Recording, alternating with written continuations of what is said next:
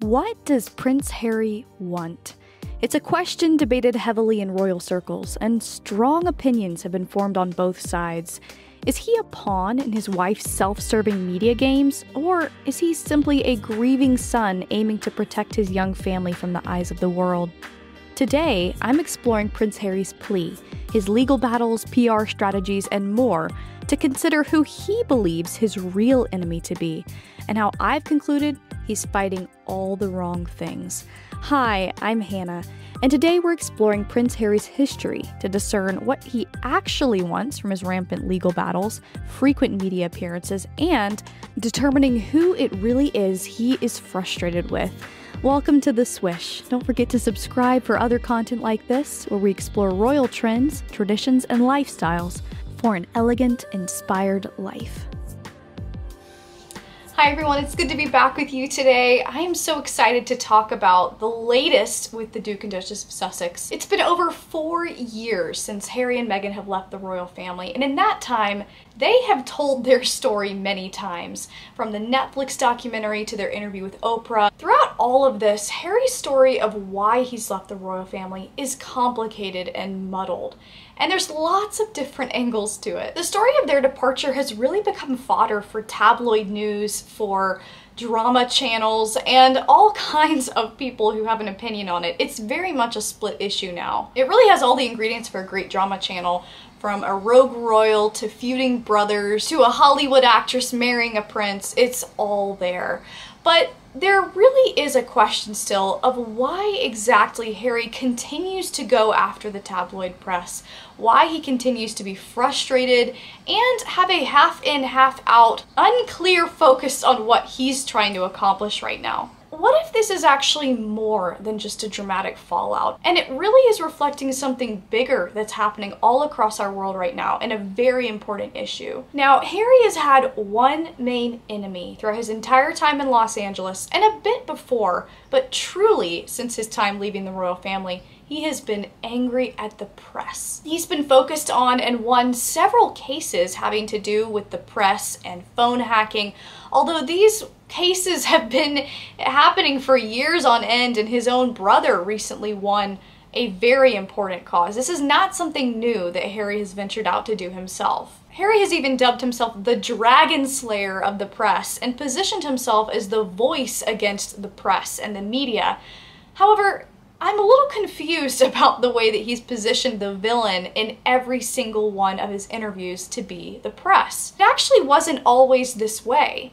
When Meghan and Harry first got together, they were loved. She was seen as a breath of fresh air, as a new generation, as something new for the royal family, a new open door to modernity, and the media and the press adored her for it. However, in one of the first interviews that Harry did alone since leaving the royal family, the Dax Shepard podcast, he highlighted something very interesting that highlights his enemy. He said that the First Amendment is bonkers. And herein lies the problem. Here lies Harry's biggest enemy, the First Amendment.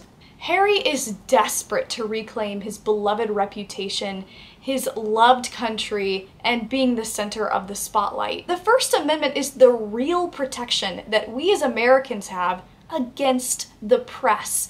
And fundamentally, Harry and Meghan do not understand this right that we have as Americans. See, the First Amendment allows for every idea to be challenged, discussed, and the best, most important ones rise to the top, bringing the truth out and the most important story to the forefront. This is exactly what holds the press accountable, and how we, us royal fans, can actually know the truth about the Duke and Duchess of Sussex. Because of our ability to do investigative journalism, what I'm doing now, having the ability to research and provide our own opinions about what we think is going on in the royal world, is a right that is not afforded by everyone, and clearly not for Prince Harry, because he doesn't want to have what we know to come out. Because of the ability to do investigative, independent journalism, we can actually research the truth for ourselves and come to our own conclusions.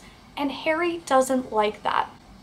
That's something, unfortunately, that he doesn't have in his own country right now. For my amazing UK followers, you are being burdened by the lack of a First Amendment. The primary right on the Bill of Rights allows for us to come up with our own interpretations and opinions of evidential events. But this does provide the challenge of not really knowing exactly what is true, and that's why it's given the people the power to come to those opinions. And this is what Harry hates. Now, I would rather have so many different opinions to choose from than having one particular one shoved down our throat, which is unfortunately what Harry and Meghan have chosen to do. As much as Harry continues to use the First Amendment to share his own side of things, it's completely ironic.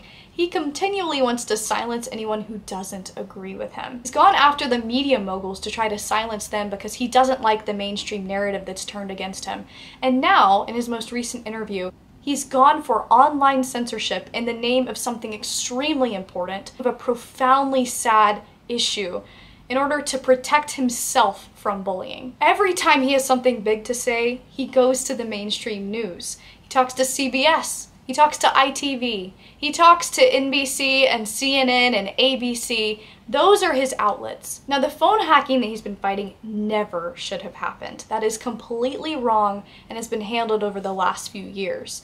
That is completely inappropriate and should not be something that investigative independent journalists do with their First Amendment rights. That is wrong. However, because of our ability to do research for ourselves, it's become clearly apparent the hypocrisy and the complaining that's come about because of Harry's actions, and we're frankly really tired of it. Recently, the Duke and Duchess announced a trip to Colombia, which is a striking surprise based off of Harry's fight to get security in the UK. He recently shared in the ITV interview that he doesn't think he will ever bring his wife back to the UK because of security concerns.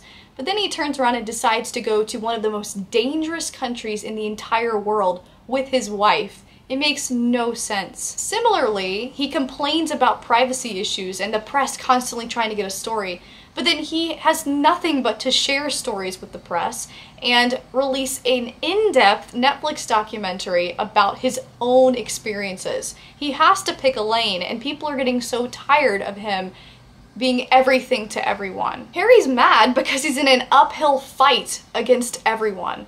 If he doesn't like the mainstream news, he'll call them racist. If he doesn't like what we're discovering online, he'll call them bullies. Now, that's not to say that there aren't actual bullies on social media. I think too many people take their hatred of Harry and Meghan far too extreme, and so does the other side. We should be able to have cordial, thoughtful conversations about why we believe that both of these sides are right or wrong.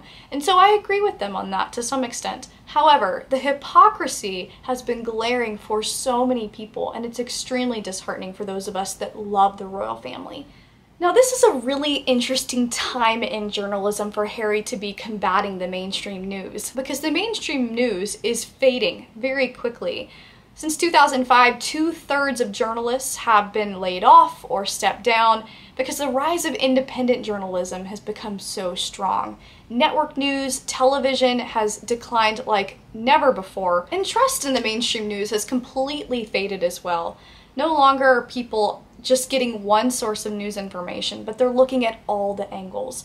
And Harry hates this because he sees all the different things that people are looking at, all the different evidence, and the people that are looking and making those decisions for themselves instead of being spoon-fed a narrative.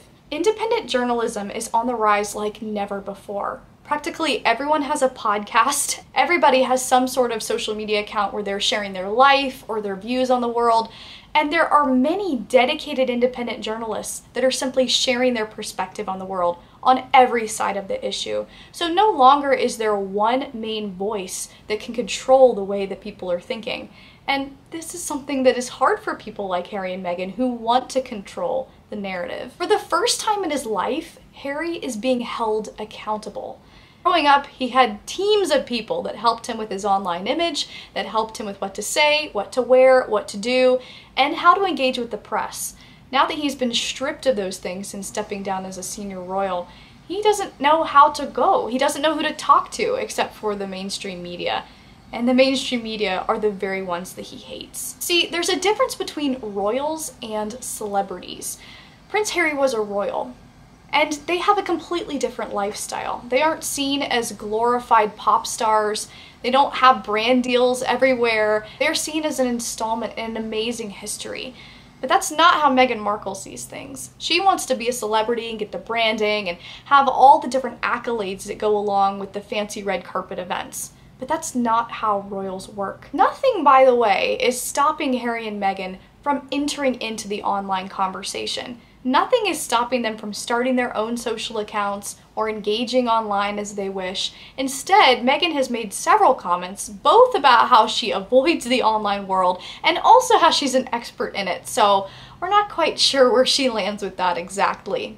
It does not seem that they are the best, most suited people to advance this conversation and these issues online with their history and their reputation. Harry and Meghan cannot decide if they like the media or not, because they don't like the First Amendment. They love journalists and mainstream media because that's the only way that they can actually get any kind of promotions for anything that they're doing. Think about Meghan's fledgling brand, think about Invictus Games, think about Harry's book, think about Meghan's adventures with her new show. We'll see where that goes. All of this is reliant on mainstream news. That's the only way that they are seen to be affirmed. Now, when they first left the royal family in January of 2019, they pledged to go and support grassroots journalism and grassroots campaigns. None of that has come to fruition, unfortunately, but that's what an independent journalist would be. Harry doesn't like independent journalists because they call him out and they hold him accountable for what he's done. And they give him kudos when he should, as I hope to do. See, I think it's something bigger than this. Harry and Meghan are finding their identity in their fight with the mainstream news. When you've lost all sense of self, when you've lost anything that you've been grounded in, your duty, your honor, you're going to start flailing around looking for virtue signaling and looking for control. And unfortunately, this is the role that Harry and Meghan have found themselves in. As much as they want to help and want to provide good things with their archwell foundation, it's impossible to do because they're not doing it for the sake of the important values that they have, for the sake of the important things that they're doing. Harry had every opportunity to bring his duty to his service. Regardless of if he is a senior member of the royal family or not, his values follow him wherever he is. See, by embodying this victimhood mindset that the press is after him and that he is the victim of a horrible scandal, he's not rooting himself on something meaningful, and he's just flailing around looking for something to engage with and something to fight. And truly, it's extremely sad. Tying ourselves to something greater than ourselves is not simply us not being selfish, but it's dedicating our lives to what we believe is true, good, and beautiful. I think that Harry truly is paranoid about the press, and I think this could be a combination of what he experienced with his mother and unfortunately probably what his wife has been feeding into. And it's truly extremely sad. But the answer is not to go after the press or to point fingers at another group or a person for his own misery.